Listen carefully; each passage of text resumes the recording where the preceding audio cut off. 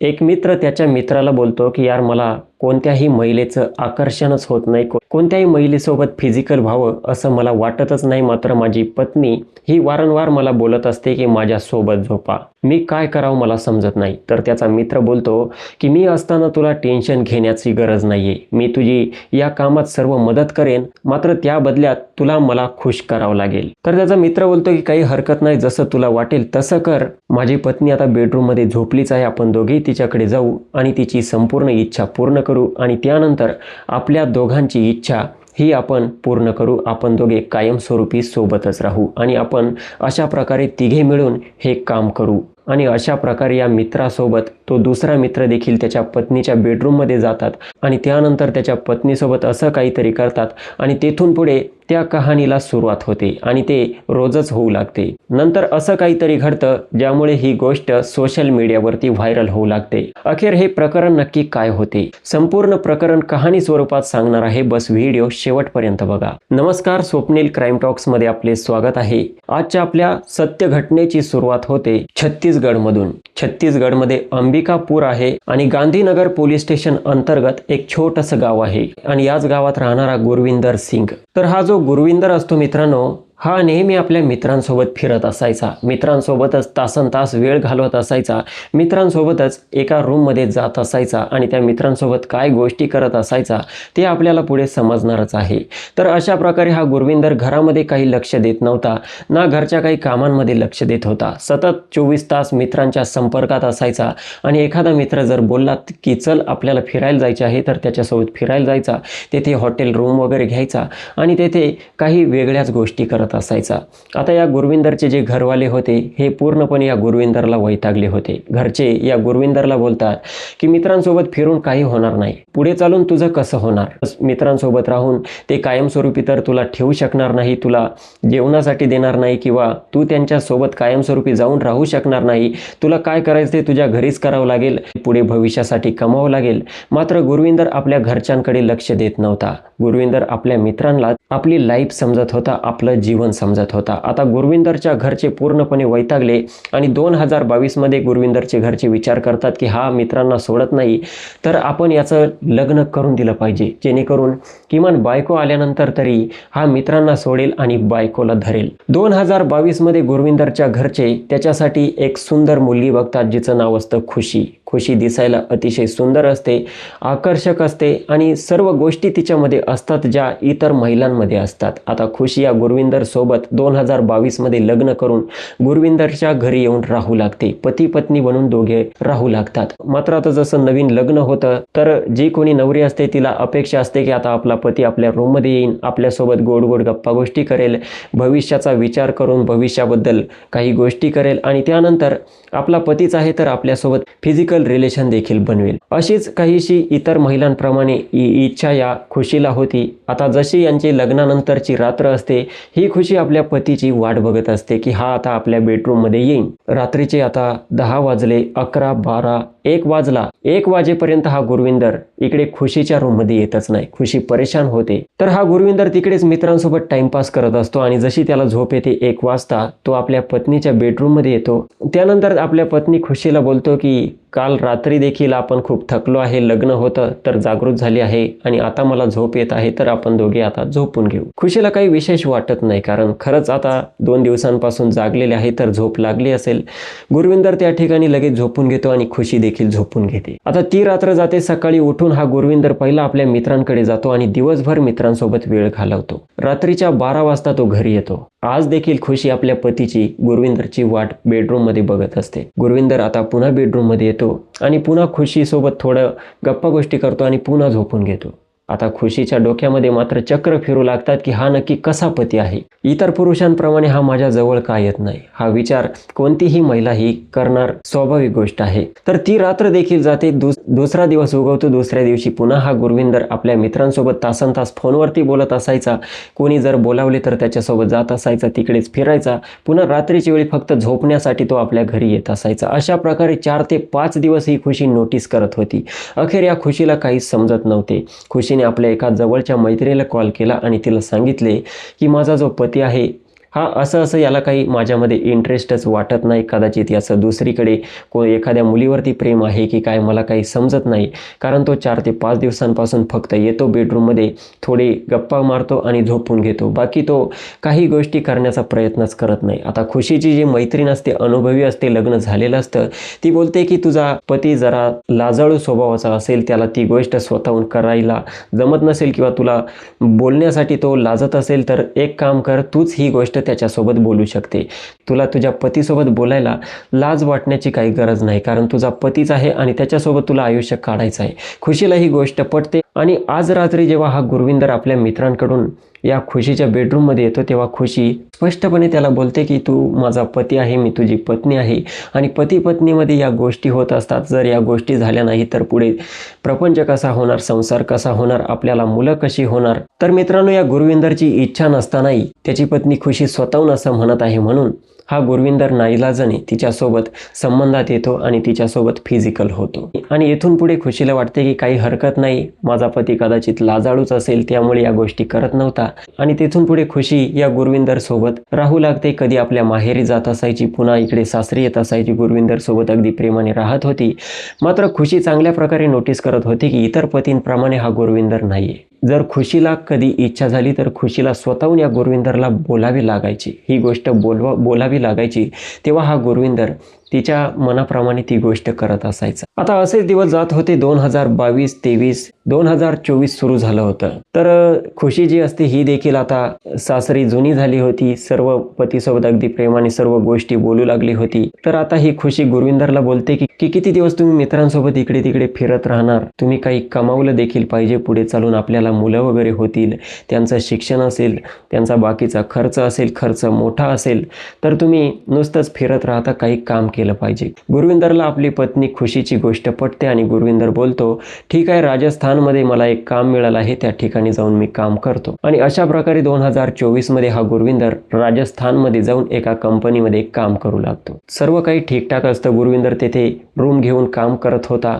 इकडे खुशी जी होती ही मात्र गुरविंदरला वारंवार कॉल करत असायची आणि त्याच्यासोबत बोलत असायची. मात्र गुरविंदर स्वतःहून कधी या खुशीला कॉल करत नव्हता. त्याला खुशीसोबत बोलण्याची इच्छा होत नव्हती. कारण मित्रांनो, आतापर्यंत मी आपल्याला सांगितले, यावरून आपल्या लक्षात आलेच असेल की हा गुरविंदर जो होता, याला स्त्रियांमध्ये आकर्षण नव्हते, तर याला पुरुषांमध्ये आकर्षण होते. त्यामुळेच हा 24 तास मित्रांमध्ये असायचा. मित्रांसोबत तासनतास गप्पा गोष्टी, मित्रांसोबत रूममध्ये जात असायचा, मित्रांसोबतच फिजिकल होत असायचा. ही खूप गंभीर बाब आहे आणि ही एक सत्य घटना आहे. आता खुशी पूर्णपणे वैतागली होती. हिला स्वतःहूनच पतीला कॉल करावा लागत असायचा. गुरविंदर स्वतःहून कॉल करत नव्हता. तर खुशीला काहीतरी विचित्र जाणवू लागते. ही खुशी पुन्हा गुरविंदरला कॉल करते आणि त्याला बोलते की तुम्ही राजस्थानवरून पुन्हा घरी निघून या, कारण तुम्ही तिकडे गेल्यानंतर माझ्या संपर्कात राहत नाही, माझ्यासोबत बोलत नाही आणि मला तुमची पत्नी बनून राहायला असं आवडणार नाही. गुरविंदर आता पुन्हा आपल्या पत्नीची बात ऐकतो आणि पुन्हा नाईलाजाने घरी येऊन राहू लागतो. तर एक दिवसाची बात असते. या गुरविंदरचा मित्र गुरविंदरकडे येतो आणि गुरविंदर त्याच्यासोबत बेडरूममध्ये चालला जातो. आता ही खुशी बघत असते की तिचा पती त्याच्या मित्रासोबत बेडरूममध्ये गेला आहे आणि नंतर तिला काहीशी शंका जाणवू लागते, डाऊट येऊ लागतो. तर ही खुशी तिच्या बेडरूमकडे जाते आणि खिडकीमधून डोकावून बघते. तर ती समोरील जे दृश्य बघते ते बघून पूर्णपणे हादरून जाते, कारण तिचा पती गुरविंदर त्याच्या मित्रासोबत अगदी विचित्र गोष्ट करत होता. खुशीने पहिल्यांदा असं बघितलं होतं की एक पुरुष दुसऱ्या पुरुषासोबत अशा गोष्टी करत आहे. हे सर्व ऐकून खुशीला भयंकर राग येतो. खुशी मोठमोठ्याने आरडाओरड करू लागते आणि त्यानंतर हा गुरविंदर आपलं सर्व सावरतो आणि या खुशीकडे येतो. गुरविंदरचा जो मित्र असतो हा तर हे सर्व प्रकार बघून तिथून फरारच होतो. मात्र ही खुशी आता रडू लागते. गुरविंदरकडे बघून बोलते की तुम्ही नक्की हे असं का करत होते? मी तुमची पत्नी आहे, तुम्ही या गोष्टी माझ्यासोबत केल्या पाहिजे, मित्रासोबत असं का करत होते? तर हा गुरविंदर या खुशीला सर्व कहाणी सांगतो. गुरविंदर सांगतो की मला स्त्रियांबद्दल अजिबात आकर्षण नाही, तर पुरुषांबद्दल आकर्षण आहे आणि त्यामुळेच मी माझ्या मित्रासोबत या गोष्टी करत होतो. एक प्रकारे मी एक गे आहे. आपल्याला गे म्हणजे माहीत असेल, गे म्हणजे असा व्यक्ती की ज्याला स्त्रीपेक्षा जास्त पुरुषाबद्दल आकर्षण असते. आता खुशी आपल्या डोक्याला हात लावून बसते. तिला वाटते की आता आपले संपूर्ण आयुष्य उद्ध्वस्त झाले आहे. ती गुरविंदरला बोलते की जर तसं होतं, तू एक गे होता, तुला पुरुषांबद्दल आकर्षण होतं, तर तू माझ्यासोबत लग्न का केलं? तर गुरविंदर या खुशीला सावरतो. तिला बोलतो की तू काळजी करू नको, जरी मी गे जरी मला पुरुषांबद्दल आकर्षण असलं तरी देखील मी तुझ्यासोबत देखील फिजिकल रिलेशन बनवू शकतो आणि तुला सर्व गोष्टी मी प्रदान करू शकतो. माझ्याकडून तुला मूल देखील होऊ शकतं, बाकी सर्व गोष्टी होऊ शकतात. बस मला तुझं आकर्षण नाही तर पुरुषांचं आकर्षण असतं. हे सर्व ऐकून खुशी शेवटी विचार करते की जरी असं असेल, हा माझ्यासोबत त्या गोष्टी करू शकत असेल, तरी याचं माझ्याबद्दल आकर्षण राहणार नाही. आता खुशी आपल्या नशिबाला दोष देते आणि सर्व काही जे झालं ते नशिबाचा भाग होता म्हणून सोडून देते आणि पुन्हा या गुरविंदर सोबतच पत्नी बनून राहू लागते. आता जसा 1 महिना होतो, या खुशीला कळून चुकतं या गुरविंदरला पुरुषांबद्दल आकर्षण आहे. खुशी बोलते की ठीक आहे, आता तुम्ही पुन्हा राजस्थानला जाऊ शकता आणि तेथे काम करू शकता, मात्र मला तुम्ही कॉल केला पाहिजे. गुरविंदर पुन्हा राजस्थानमध्ये जातो, कंपनीमध्ये काम करू लागतो. मात्र त्याची जी पहिली सवय होती ती तशीच होती. तो आपल्या पत्नी खुशीला कॉल करतच नव्हता. इकडून खुशी त्याला वारंवार कॉल करत असायची. तेव्हा नाईलाजाने हा गुरविंदर तिच्यासोबत बोलत असायचा. मात्र गुरविंदरला जी अपेक्षा होती एका मुलाची, त्या मुलाच्या शोधात हा गुरविंदर होता.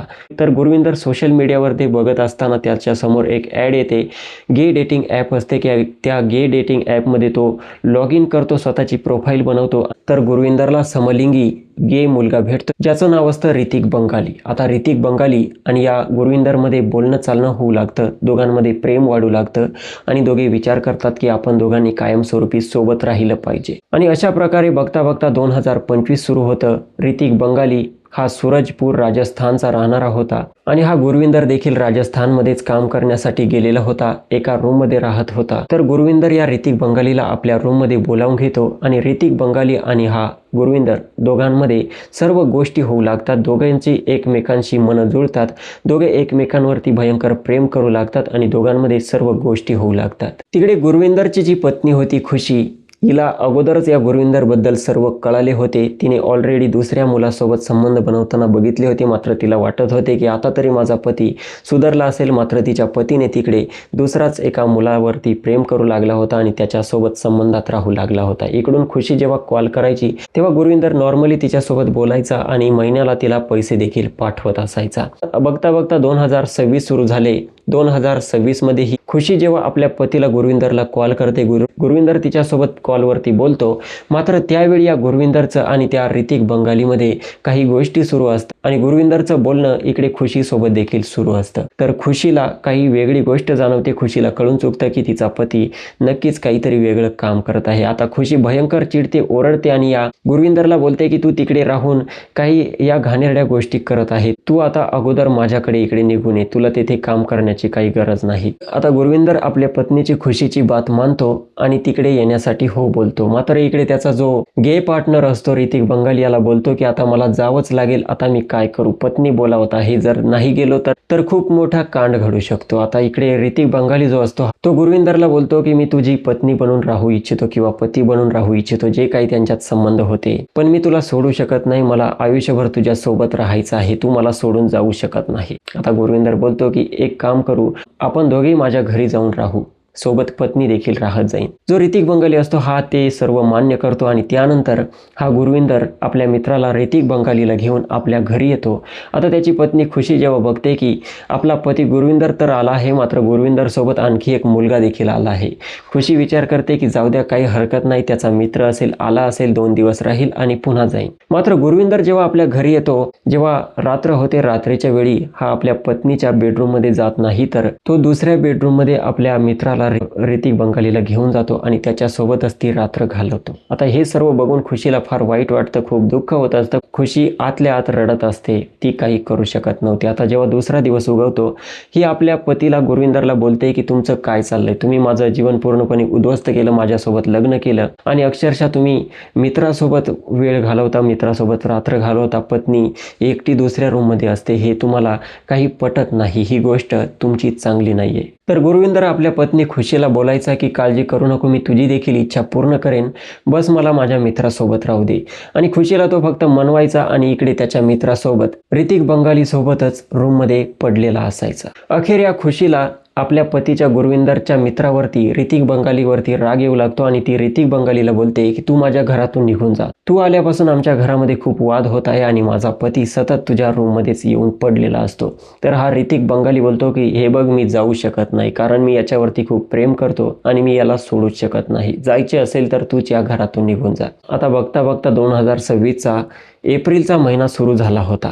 ही खुशी फक्त बघत राहायची कसा तिचा पती त्याच्या मित्राच्या रूममध्ये जातो. तर खुशीने एक दिवस कडाक्याचं भांडण आपल्या पती गुरविंदर सोबत केलं. गुरविंदरला बोलते की तू मला येथे आणून कशासाठी ठेवलं, काम करण्यासाठी आणि येथे बेडरूममध्ये एकटीला झोपण्यासाठी. अरे पत्नीची देखील काही इच्छा असतात, पत्नी अशी एकटी कशी राहू शकते. तर या सर्व गोष्टी ऐकून जो गुरविंदर असतो हा बोलतो की ठीक आहे, मी आज तुझ्या बेडरूममध्ये येईन, तू काळजी करू नको. आणि अशा प्रकारे रात्रीची वेळ होते. हा गुरविंदर आपल्या मित्राकडे आपल्या गे पार्टनरकडे जातो. ऋतिक बंगालीला बोलतो की यार माझं लग्न झालं आहे खुशीसोबत आणि खुशीसोबत देखील मी या गोष्टी केल्या पाहिजे, जे की एका पती पत्नीमध्ये होत असतात, या नॅचरल गोष्टी आहे. मात्र मी काय करू, मला तिच्याबद्दल आकर्षणच वाटत नाही. तर ऋतिक बंगाली गुरविंदरला बोलतो की काही हरकत नाही, तिला देखील तसंच वाटत असेल जसं आपल्याला एकमेकांबद्दल वाटतं, तिच्या पतीने तिच्यासोबत करावं, काही हरकत नाही, आपण दोघेही आज तिच्या बेडरूममध्ये जाऊ. आणि हे ठरतं आणि हे दोघेही गे खुशीच्या बेडरूममध्ये जातात, दरवाजा बंद करून घेतात. आता खुशी फक्त बघतच राहते. आपला पती आला, मात्र पतीसोबत त्याचा मित्र कशासाठी आला. खुशी विचारते की हा कशासाठी आला.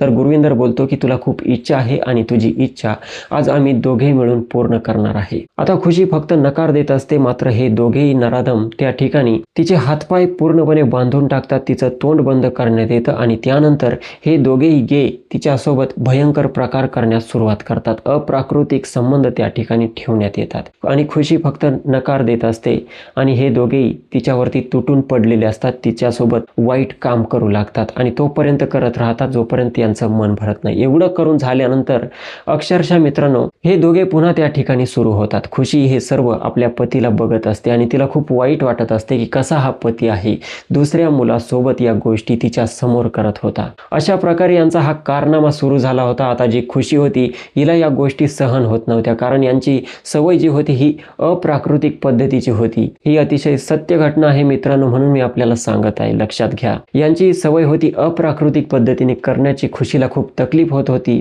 खुशीला ते सहन होत नव्हतं. मात्र या दोन्ही नराधमांनी पुढे चालून हद्द पार केली. या खुशीला या घरामध्येच बांधून ठेवत राहिले.